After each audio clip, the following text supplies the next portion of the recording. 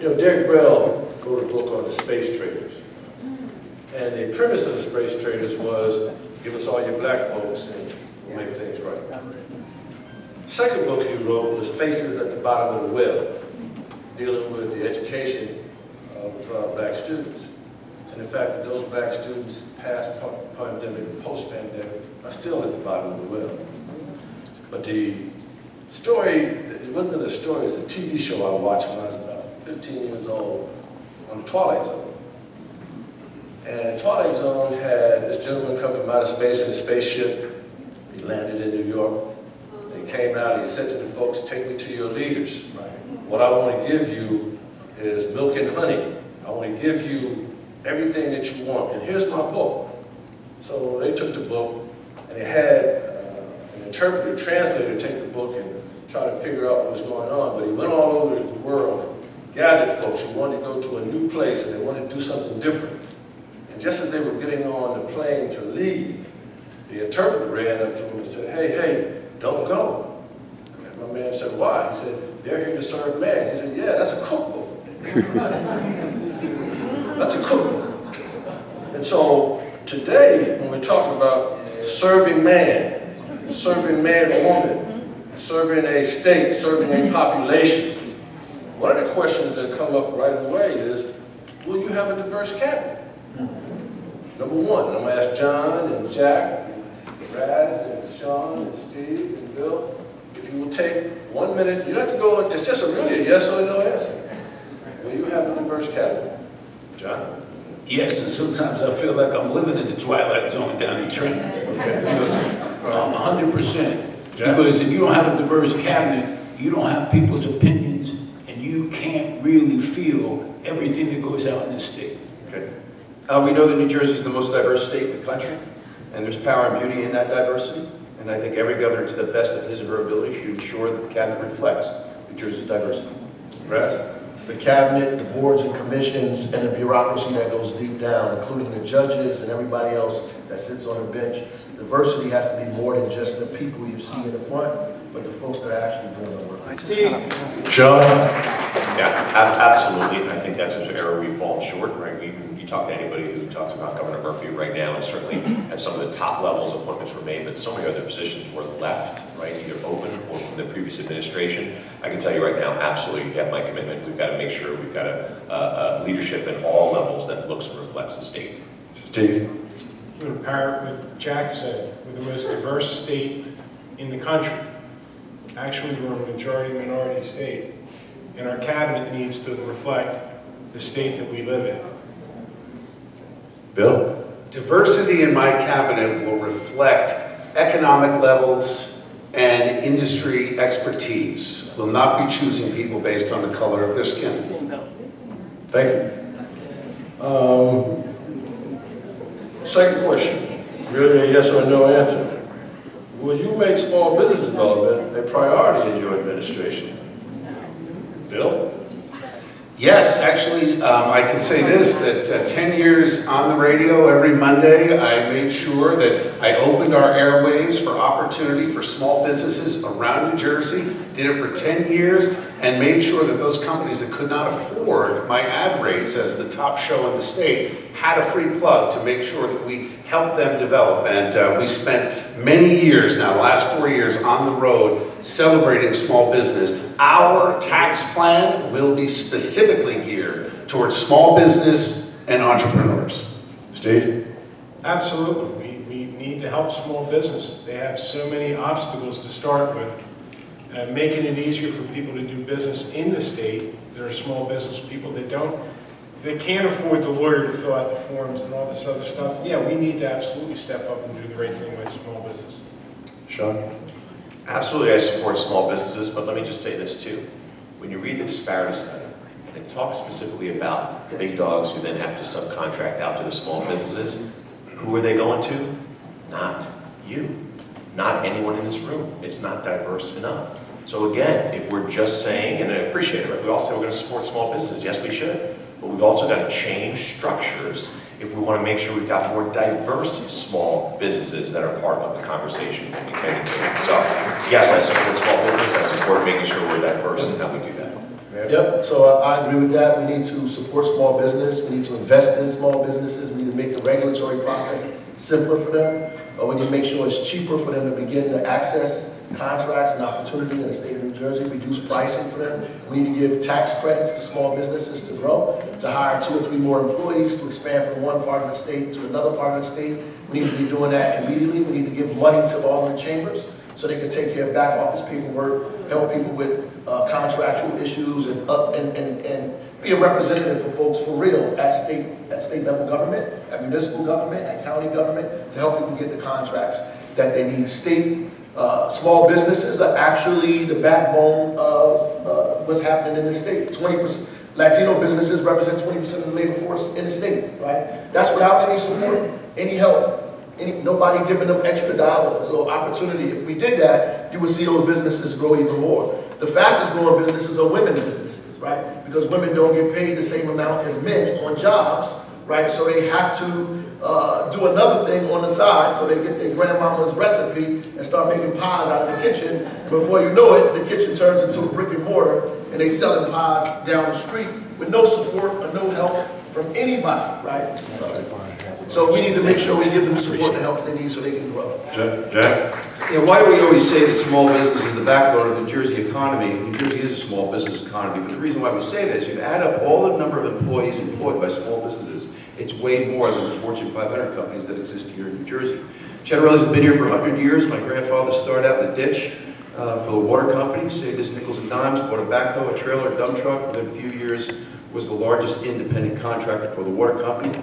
My parents, when my dad wasn't working for PSE&G, my mom wasn't working midnights on the line for J&J, owned a restaurant bar. My sister's been in business for herself for 33 years. My brother just sold his business after 38 years. I'm a 2-time successful small business owner. I get it. And so I will do everything in my power to make this a better place to do business for small businesses. And what does that mean exactly? I think the first $100,000 of business income for a small business should be tax-free. I think the first $100,000 of payroll for a small business should be exempt from employer payroll taxes. And I think the gain on the sale of a small business should be tax-free here in New Jersey. Watch entrepreneurship take off for all communities. John? So my mom and dad started a business in Plainfield, and it was there for 50 years. It was Lazar's. It had you remember the old stationery store where there's candy and cigarettes in the front, and then stationery in the middle of the store. So I grew up with my brother working in that store. And what I've seen over those years as we grew up, government became more of a problem than a help.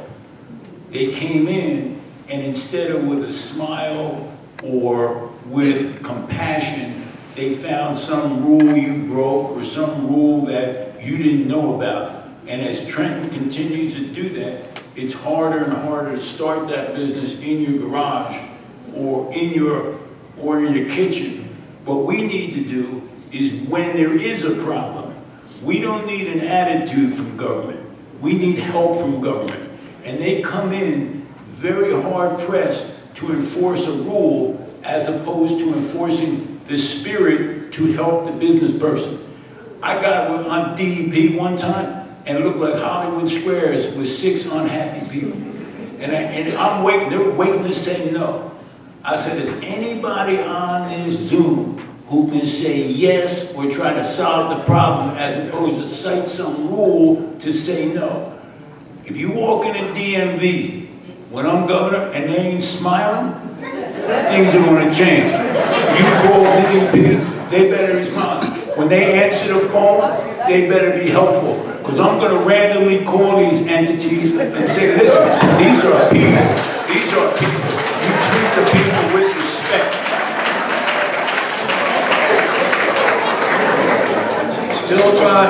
Still trying to keep us moving and on time.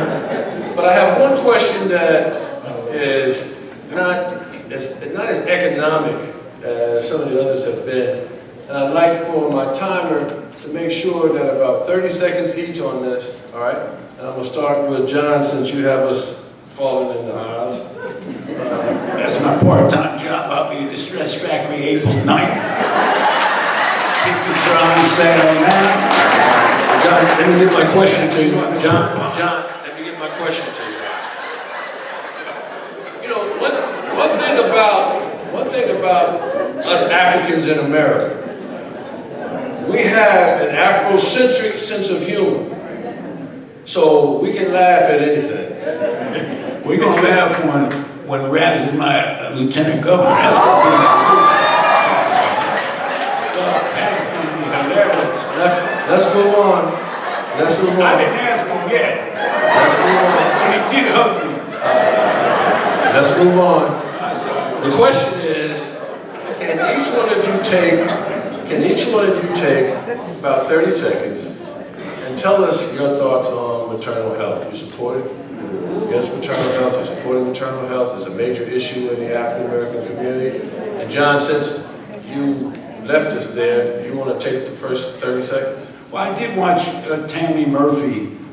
She had a strong interest in maternal health and making sure there was adequate medical facilities, adequate medical attention, and I would, as part of my insurance commissioner's directive, to make sure that the insurance companies participate as well, so we don't have a disparity between people born in one zip code versus another zip code.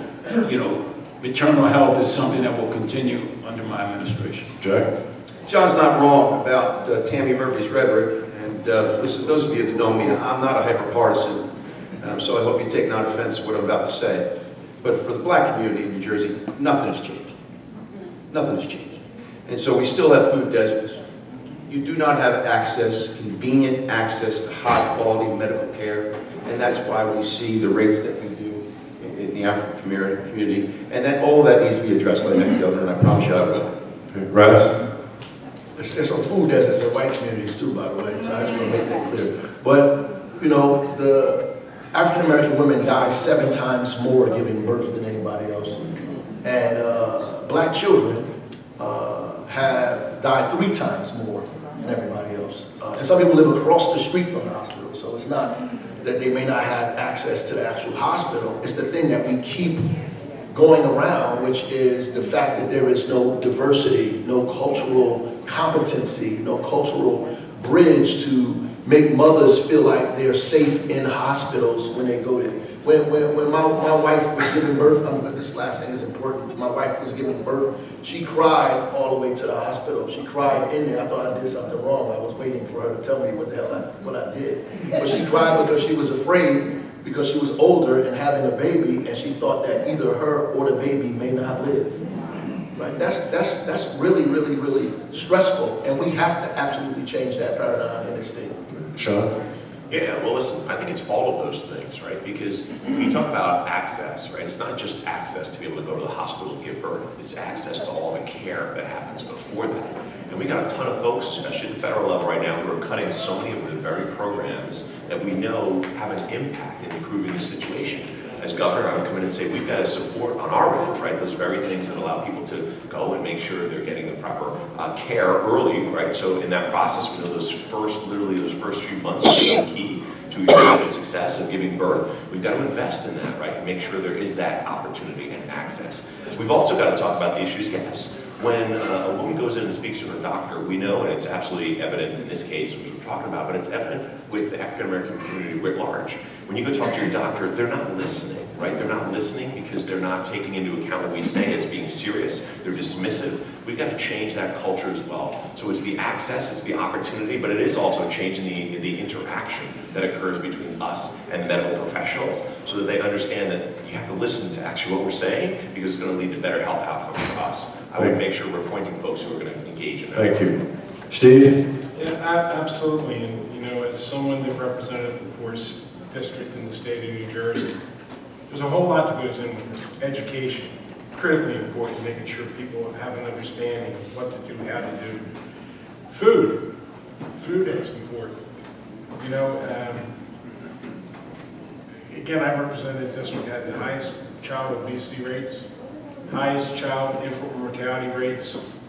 You know what I mean? Economics has a lot to do with what we're dealing with when we're talking about maternal health.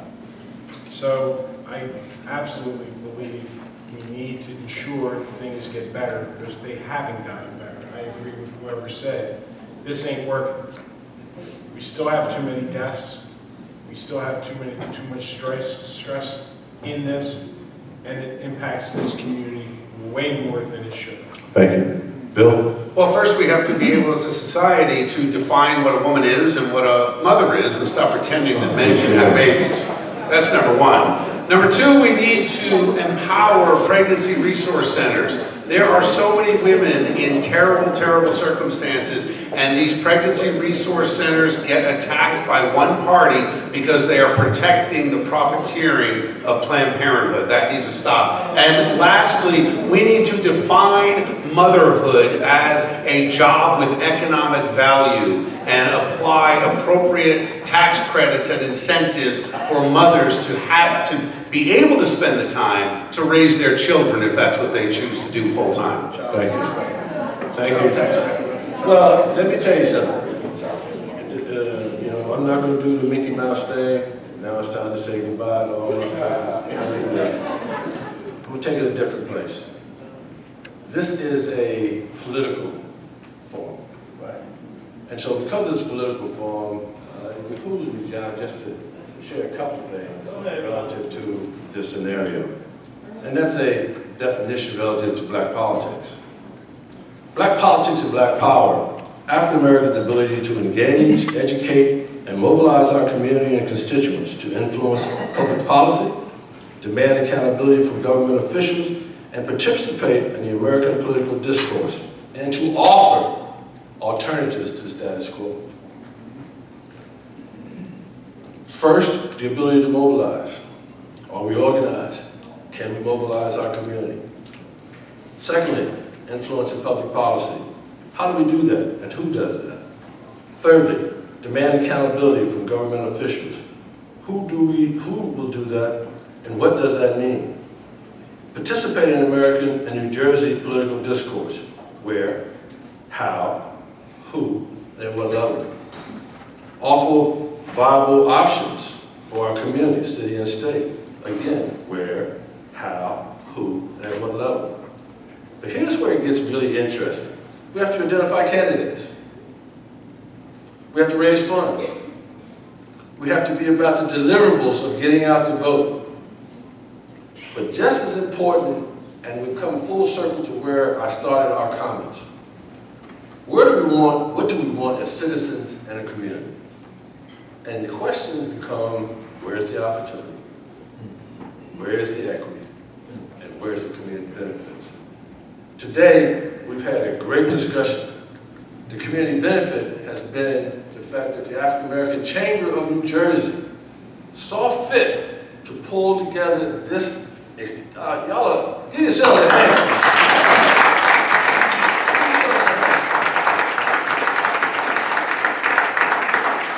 Because you took a seat at the table. You came because he called and said we were going to be discussing important information.